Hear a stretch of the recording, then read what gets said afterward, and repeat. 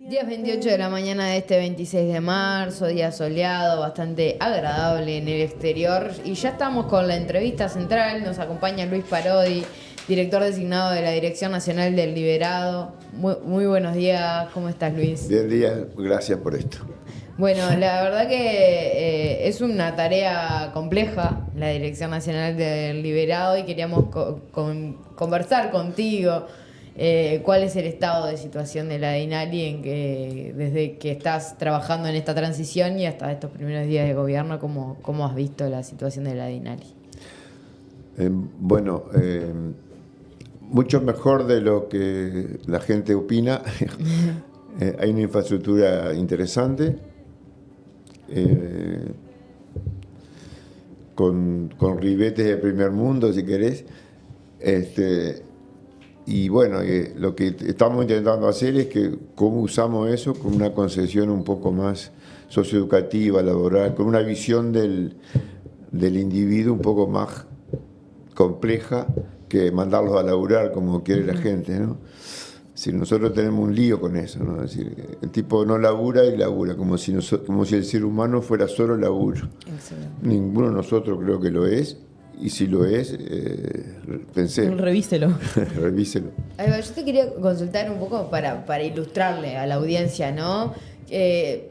Por ejemplo, que un liberado, en el día que lo liberan, ¿qué se encuentra en la DINALI? ¿Qué es bueno, lo que...? No sé, lo que encuentra hoy es un dispositivo de atención y algunas derivaciones a cursos, pasantías, es decir... Lo que nosotros queremos hacer es que encuentre... A ver, nosotros pensamos muy simplemente, la DINALI tiene que ser una escuela de democracia. Punto.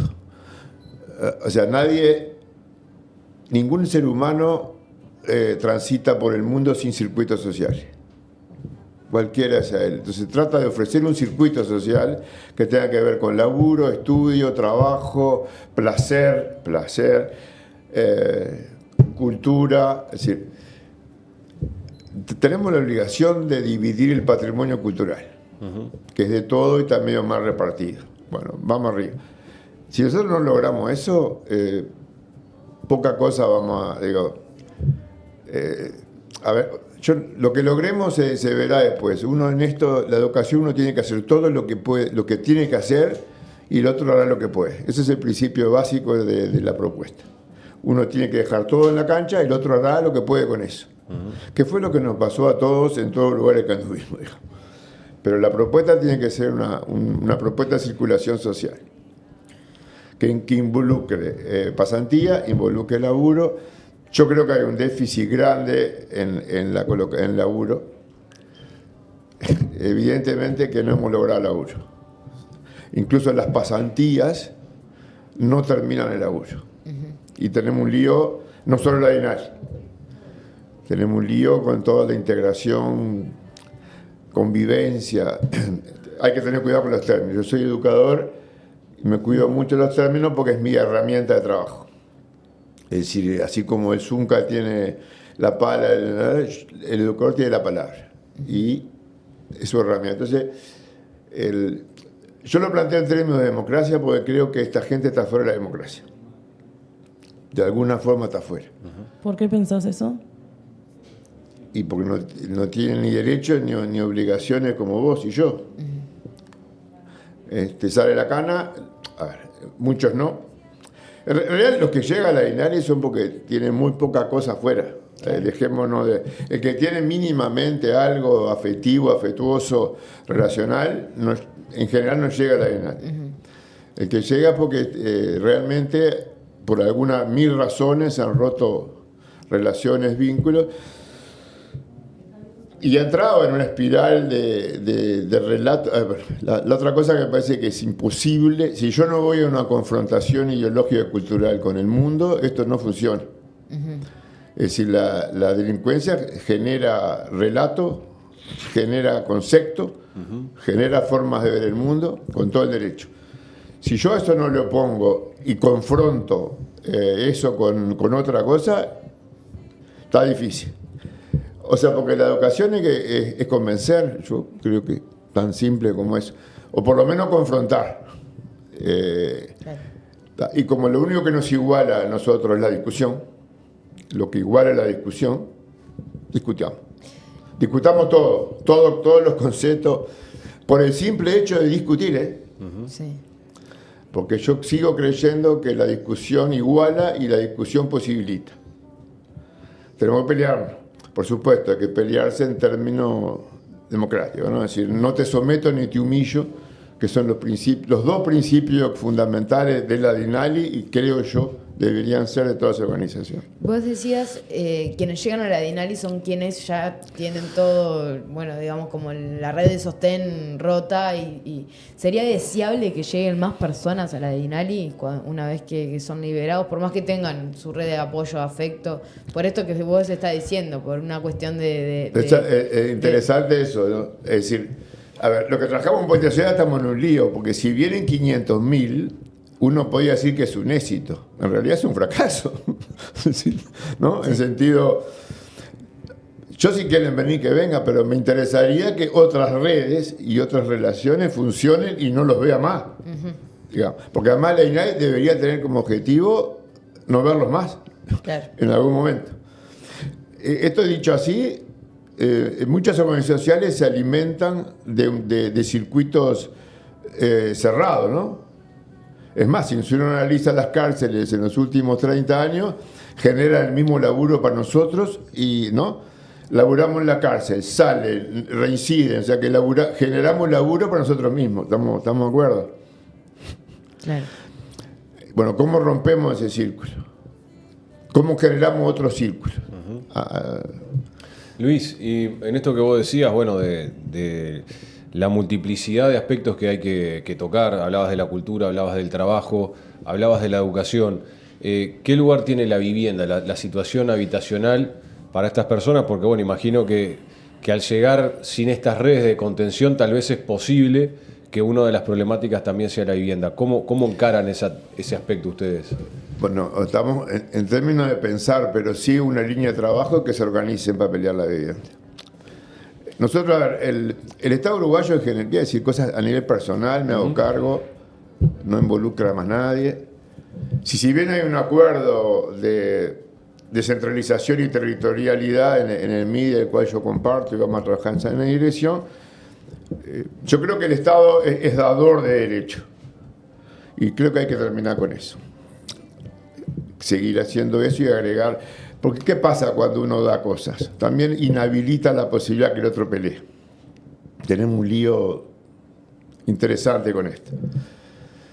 ¿Cómo pasamos del dador que tengo derecho a que yo defiendo mi derecho? No va a haber, yo qué sé, vivienda es un tema que viene sin resolverse, digamos, hace 40 años, digamos. ¿Sí? Entonces, pensar omnipotentemente que yo te planteo que lo voy a resolver, estaría compitiendo con Dios y es con alguien que yo no quiero competir.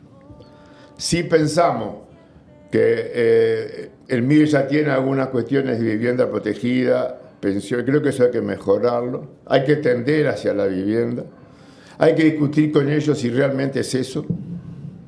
Hay gente que ha roto necesariamente con otro circuito y ahí tenemos discusiones interesantes para dar en el ámbito de los que laburamos, por lo menos es las desafiliaciones que son muy profundas y ¿qué hacemos?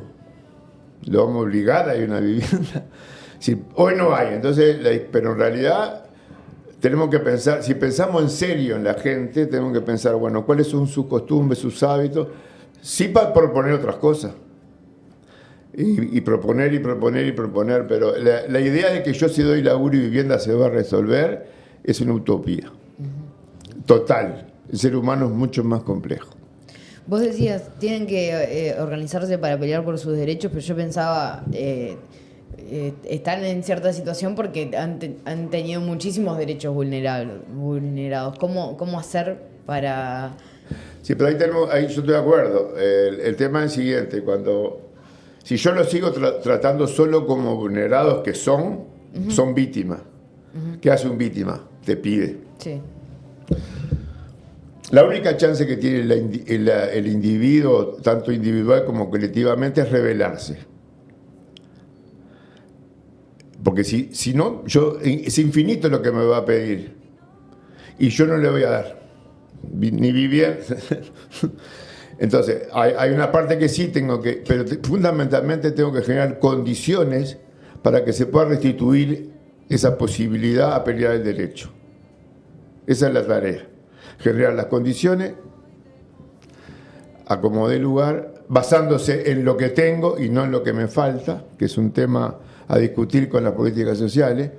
Yo en general le pregunto todo lo que le falta. Vos lees cualquier diagnóstico y lo que le falta. Y si yo no arranco con lo que tiene, está complicado.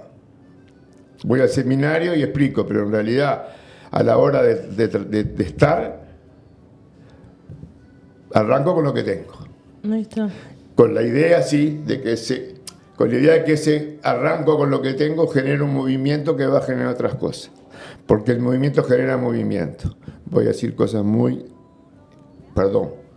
vulgares y evidentes. Lo que no genera es no movimiento. Cuando uno ve los gurises no de la Dinale en una esquina a las 2 de la tarde, el lugar que no pasa ómnibus, todo el día, eso no es movimiento. ¿Sí? Entonces, la restitución de derechos tiene que ver con dos patas. Una es lo que yo genero, que tengo la obligación de hacerlo, y lo que él puede hacer. En ese matrimonio, valga, y esto no es nada, es gran parte del trabajo.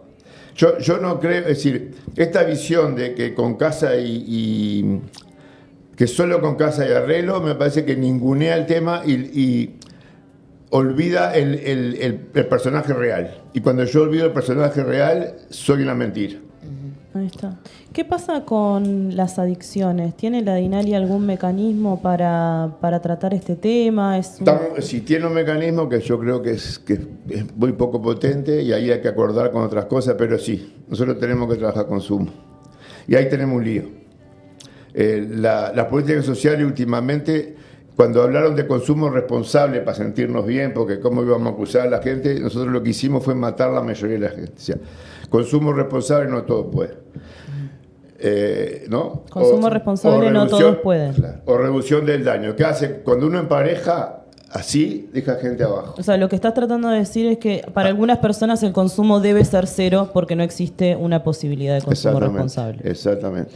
Pero eso considerar, vuelvo a la persona real, no a mi discurso ideológico que puedo compartir. O sea, yo puedo compartir mi discurso. Yo no soy religioso, pero si él es religioso, ¿qué hago? Sí, porque estoy trabajando realmente. Entonces, lo de consumo, que está bien como consigna, porque se opone a los internados, que es un lío monumental. Ahora, ¿qué hacemos con la gente que necesita un tiempo, por lo menos? Y son muchos. Que no pueden. Si el cirujano que consume cocaína hoy en Uruguay me va a operar, ese no es el problema. Sí. El tema es que el día que no me opere, digamos, ¿no? Sí. Entonces, cuando el consumo pasa a ser un problema de circulación, bueno, ahí se complica. No es un tema moral. La gente puede consumir y va a seguir consumiendo por los siglos de los siglos y ha consumido, ¿no? El tema es cuando ese consumo evita o daña o jode una circulación social posible, potable, ¿no? Abierta. Entonces, hay gente que no está pudiendo con eso. ¿Y cómo poder cuando no tiene condiciones mínimas? Está en calle. ¿Cómo va a poder? Si alguno puede solo, bueno, compite con Dios. Sí, sí. Entonces, primero, generar condiciones de que esa circulación pueda mejorar. Y segundo, creo que hay que pensar, y acá estamos en un lío, porque lo que tenemos es internación. Hasta ahora. Yo hace 10 años que estoy pensando otra solución y he perdido por goleada, ¿sí? En mi cabeza todavía, digo, este mamarracho de internación que es muy criticado y que yo también lo critico, más allá que yo laburé 40 años en el internado y se puede hacer otra cosa. Bueno, pero entonces, tirame una. Que cuide a ese individuo, a esa persona y le dé posibilidad de poder, ¿no? Porque no, si no puede, no puede. Y cuando no puede, yo tengo que intervenir. Y cuando yo intervengo, es cuando empieza la complicación. Porque cuando yo no intervengo, no pasa nada. Cuando yo intervengo, tengo que ser cuidadoso, pero a su vez no ignorarlo, ¿no? tú te estás por tirar abajo un precipicio, yo te quiero tanto que hago, ¿te dejo tirar y viva la libertad o te agarro? Bueno, digo, decidió él o el compromiso mío social es que yo te agarro y yo tengo que agarrarte. Y después discutiré, pero yo tengo la obligación de intentarlo, porque creo que hay que intentarlo. Ni siquiera le pregunto cuál.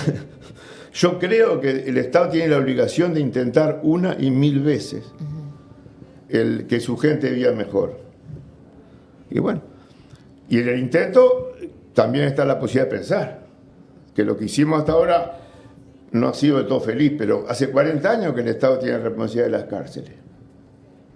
¿O no? ¿No será hora de pensar qué tipo de Estado quiero? Porque defender el Estado de tranza, decir el Estado, es como un verso. Si no bajás, es decir, ¿cómo? ¿Cómo lo vamos a hacer? ¿Qué rol? ¿Con quiénes? Las cárceles hace siempre tienen en mano el Estado, ¿eh? Ahí no le puedo echar la culpa a nadie. Entonces, yo no estoy diciendo corramos el Estado, estoy diciendo discutámoslo. Yo te quería preguntar qué tipo de instituciones están dentro de las cárceles y también con la DINALI, desde proyectos filosóficos, religiosos, culturales, deportivos. Tenés un montón y vos decías, bueno, yo tengo la persona real, ¿no? La persona real, ¿cómo trabajan estas distintas instituciones con esas personas? Bueno, a ver, hay que ser muy respetuoso de cada una de ellas, sí. Porque si no somos, no se trata de que yo venga y diga lo que tienen que hacer. Primero, que me van a echar, y segundo, que tienen todo el derecho del mundo. El tema como yo, la palabra articulación me tiene medio harta porque en general todo se articula y ninguno ejecuta, es increíble, ¿no? Hay muchas organizaciones que articulan. La pregunta mía es quién mierda ejecuta, ¿no? Digo, no, alguien tiene que ejecutar, alguien tiene que hacerse responsable para que vos incluso me puedas criticar. Porque vos me podés criticar en la que yo ejecuto. Sí. O sea que la ejecución es fundamental. Es la que permite que vos me digas, sos un desastre. Si vos no ejecutás, nunca sos un desastre. Entonces, primer tema, yo creo que antes el Uruguay es increíble, porque hace años que nos pasamos miles de reuniones diciendo que tenemos que articular y que no articulamos. No hay reunión que no vayas, que no haya que articular. ¿No será hora de decir por qué mierda no articulamos? Porque no hay reunión que vaya, tenemos que mejorar la articulación. Hace 20 años de esto, ¿no? O más. ¿No será que en el fondo falta una discusión ideológica de fondo de en qué andamos? Primero, y definamos cada uno qué tiene que hacer realmente, y después, es decir, Deligny es un autor francés interesante, él plantea que lo de la red es una forma de vida. Y parte de la araña se la red para comer. Nuestras redes son tan vitales. ¿Cuánto de la red son nuestras necesidades? ¿Y cuántos son de las necesidades reales de la gente? Una pregunta, hoy no la voy a contestar, pero es una pregunta interesante. ¿Cuánto de lo que yo armo tiene que ver con mis necesidades, que son reales, pero me pagan? ¿Y cuántos deberían ser necesidades reales de la gente, digamos? Reales de la gente en sentido de propuesta, ¿no? ¿Sí? Nada de demagogia, las necesidades reales son 500.000, pero aquellos que acordaron que trabajar en qué cosas, bueno, ¿no? ¿Qué puede?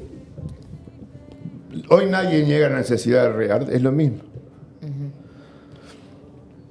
Es decir, muchas veces, yo tengo un ejemplo dos ejemplos que me marcaron bastante. Una vez una doña que íbamos 14 organizaciones a ver a la casa, y la mujer tenía 5 hijos y quería una casa. Y nosotros le proponíamos guardería, un cuidador, no sé. Y ella decía, yo quiero criar a mis hijos. No, como en la casa no se la podíamos dar, le ofrecíamos un mar de situaciones. La tipa se mantuvo. Señores, buenas tardes, y se iba. Cuando tengan la casa me llama. Le proponíamos un ayudante terapéutico, un fisioterapeuta, una guardería, una CAIF. Entonces, digo con esto que también hay que poder aflojar la mirada, es decir, a veces tenemos exceso de mirada sobre algunos pobres. Y la exceso de mirada, créeme, que mata. Lo hemos vivido, ¿no? Cuando nos miran mucho de todos lados, sí. Es un problema. Entonces, ¿cómo miro para no traicionar los objetivos básicos, que es su liberación, digamos, su emancipación, digamos, ¿sí? Es un tema interesante. Esto a nivel personal, esto hay que transmitirlo a la Dinari, no sé cómo nos va a ir, pero esta es la idea, la mirada. Y hemos aprendido con los años de que todo ser humano se resiste a cualquier tipo de institución. La escuela es el ejemplo más claro, ¿no? A los 5 años que quiere ir a la escuela lo ven mal, ¿no? No quiere ir nadie. Por algo es obligatorio. La magia de la educación es transformar esa obligación en deseo, que es lo que los buenos maestros hacen, y va mi saludo emocionado. Bueno, se trata de eso. Cómo yo genero condiciones para que se resista y a su vez intento que esta resistencia se transforme en emancipación.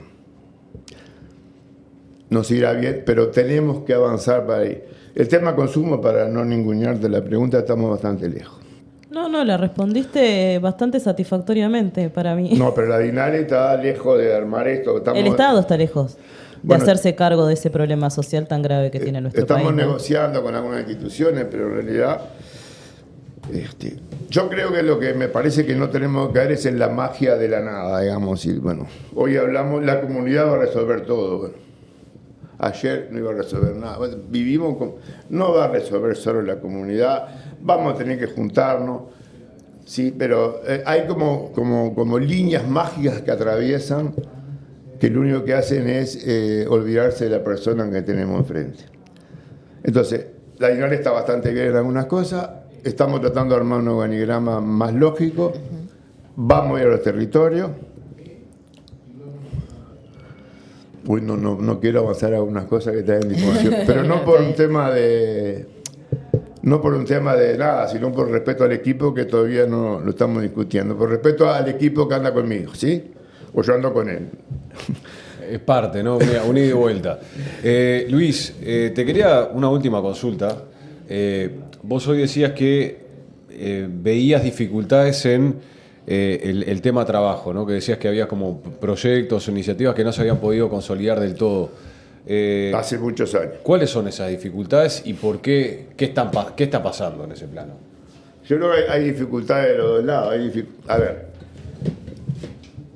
el Estado, creo que, bueno, es una discusión. El Estado se va a tener que llevar algunos, evidentemente. Pero bueno, ahí siempre discutís cuántos, cómo. Y acá hay un tema que me parece que atraviesa no solo la Dinari, sino que atraviesa toda la educación. ¿Qué hago yo con los más jodidos? No importa que estén presos. Bajo los niveles de exigencia, porque los considero, y después cuando van al mercado no llegan. Así de simple. Todos los proyectos especiales que de alguna forma yo elaboro, cuando llegan a la oficina real, vienen acá y dicen, no, mira, y sí, porque la ilusión de poder parar la sociedad para que estos ingresen me parece que es como un delirio interesante, pero en realidad es muy difícil. ¿Cómo hago yo para elevar los niveles de exigencia y yo poner cosas para sostener eso con la gente? Porque lo otro sería pedir a la sociedad que baje el nivel, y eso es muy imposible. Paren la tecnología. Sería como, ¿no? Entonces me parece que la única que me queda, razonablemente además, es decir, bueno, tengamos los mismos niveles de exigencia que el resto, lo que cambia es que yo iba a tener que tener una infraestructura mayor para acompañar a esta gente, porque si no, es trabajo para mí. Detesto esto, pero es trabajo para mí. O sea, creo una ECA que forma y después, ¿no? Y creo otra, porque hay gente en calle que tiene 6 diplomas. Mucho más que yo. Eso es interesante porque se tiende a pensar que las personas en situación de calle son todas iguales y hay gente que es profesional, que por distintas circunstancias terminó ahí, ¿no? Eso es interesante, sí. La gente de calle es en Uruguay. Hay de todo, como en todos lados, por suerte. No por suerte que estén en calle, pero sí Por suerte esta diversidad, ¿y cómo sería otra forma? ¿De dónde salió esta gente? ¿De Marte? ¿Pasó por las mismas escuelas, más o menos? ¿No fue? ¿Robó en los mismos barrios? Yo qué sé, son uruguayos. Entonces, cuando yo digo, bueno, nunca entendí una cuestión, sí entendí en el año, cuando empezó en el 90, situación de calle. ¿Por qué situación de calle? Son los únicos que están en situación. Los divorciados no, los presos no están en situación de preso, los casados tampoco, los católicos no están en situación... En realidad se inventó me parece, esto es una opinión arriesgada, pero total acá... Yo ya digo, yo después me voy...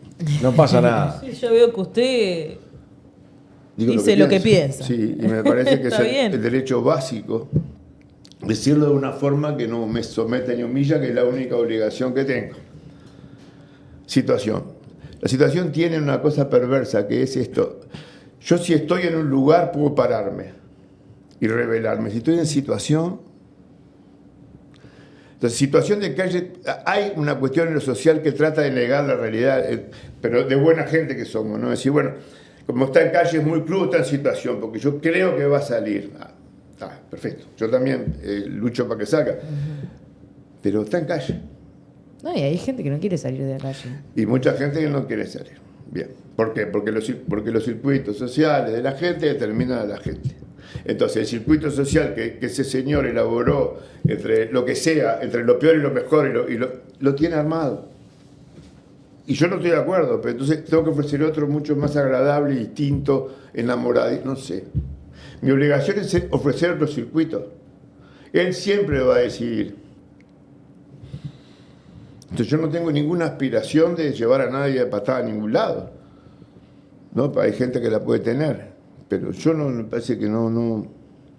Yo tengo esta rara cuestión de que si yo hago lo mismo que combato, termino siendo igual. Yo tengo esa cuestión permanente, ¿no? Que si yo le pego a uno, si yo torturo a uno para sacar información, soy un torturador. Y soy parecido al que quiero. Entonces tengo esa cuidado, intrínsecamente ese cuidado. Y si, bueno, mi acción genera cosas. La que también, bueno, vamos a ser cuidadosos en lo que generamos. Y si nos equivocamos, reconozcámoslo. Porque ¿quiénes somos? No nos equivocamos nunca. Bueno, no sé dónde viviríamos los que no se equivocan nunca. Pero además, el placer de aprender. Si yo no siento placer de aprender, ¿cómo convenzo a alguien de que eso está bueno? No sé. No, porque también la actitud, la mirada y la actitud cuentan. Perdón, cosas muy bobas, ¿no? Elementales. Nosotros somos producto de los reconocimientos, el ser humano. Fue hijo, ni siquiera participó, le dijeron hijo un día. ¿No? Fue al CAIF y le dijeron, no sé cómo le dicen el CAIF, pero después fue alumno de la escuela, después fue bachiller. Después, siempre anduvo en instituciones, siempre fue reconocido por ahí. Es tan así que vos te morís y si no viene un médico a decirte que estás muerto, no te entierran.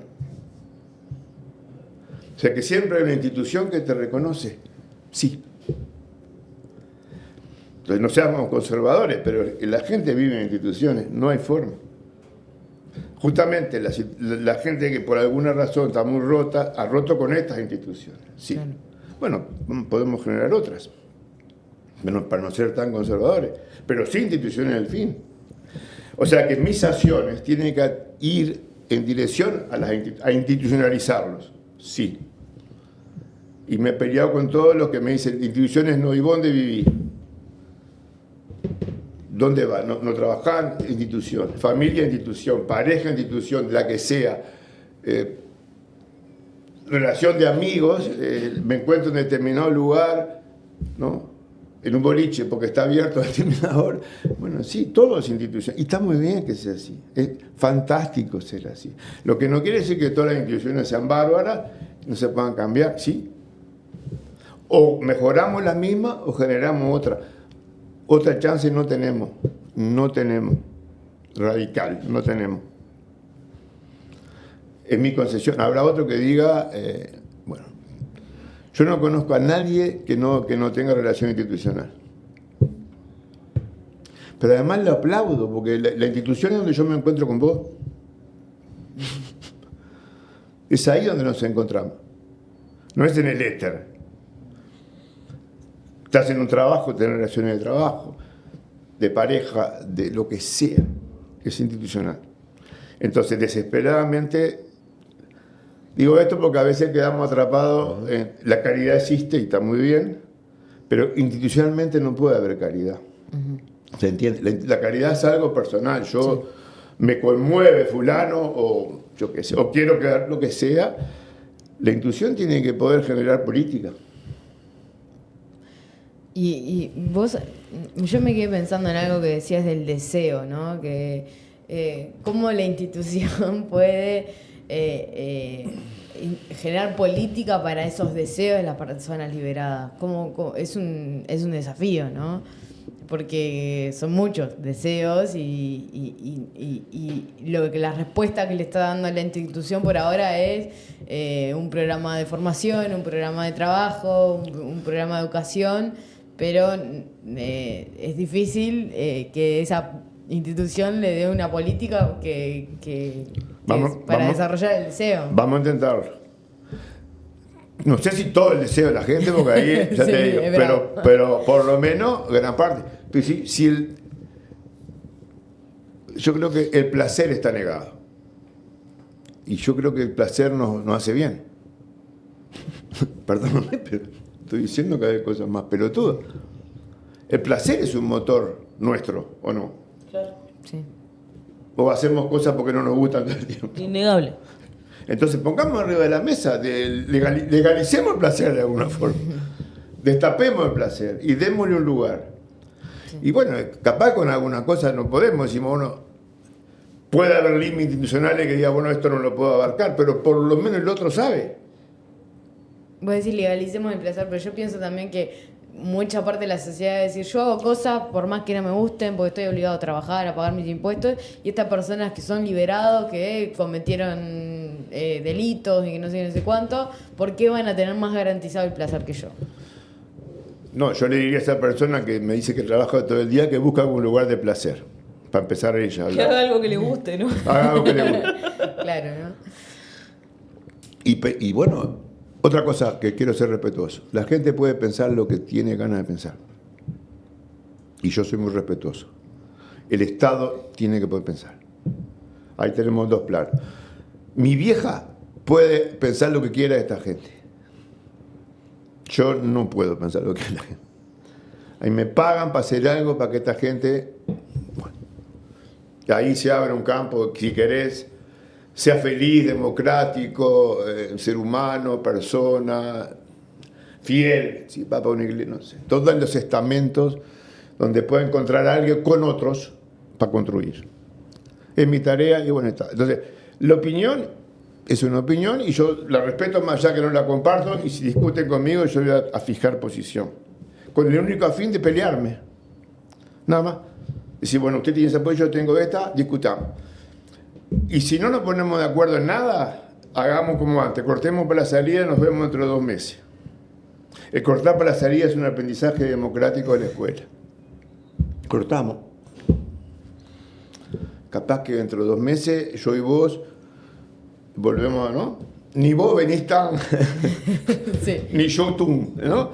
Entonces, pero es interesante esto. Sí, yo creo que cuando abrís el deseo se complica, pero es la mejor complicación. Lo otro es la peor. Lo otro es la tortura de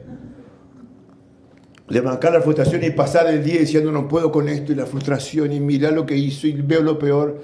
Es terrible.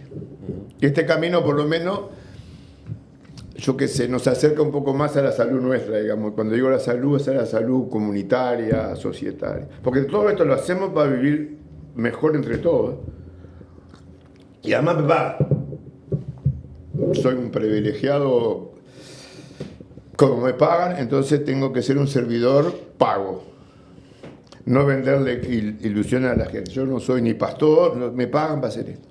Si no, no sé si lo haría. Muy bien, hablábamos con Luis Parodi, director designado de la DINAL, y hemos hablado de un montón de cosas que yo no esperaba hablar hoy, pero la verdad que ha sido súper interesante y le ha parecido muy interesante a la gente. También han puesto en el chat que ponían Luis Parodi, espectacular educador, es muy interesante escucharlo. Te agradecemos mucho por haber estado acá en Pasaron Cosas, se nos termina el tiempo para la entrevista de hoy, pero es un placer haberte escuchado y bueno, sos bienvenido en nuestros micrófonos para otro momento. Muchas gracias. Si me invitan, vengo. Muchas gracias. Bueno, muchas gracias. Me encanta esto. Bueno, nos vamos a una breve pausa y volvemos con más Pasaron Cosas. La amistad tiene la honestidad por virtud y es auténtica, porque prioriza la confianza por sobre todas las cosas. Caras y caretas, una voz amiga. Suscríbete ahora.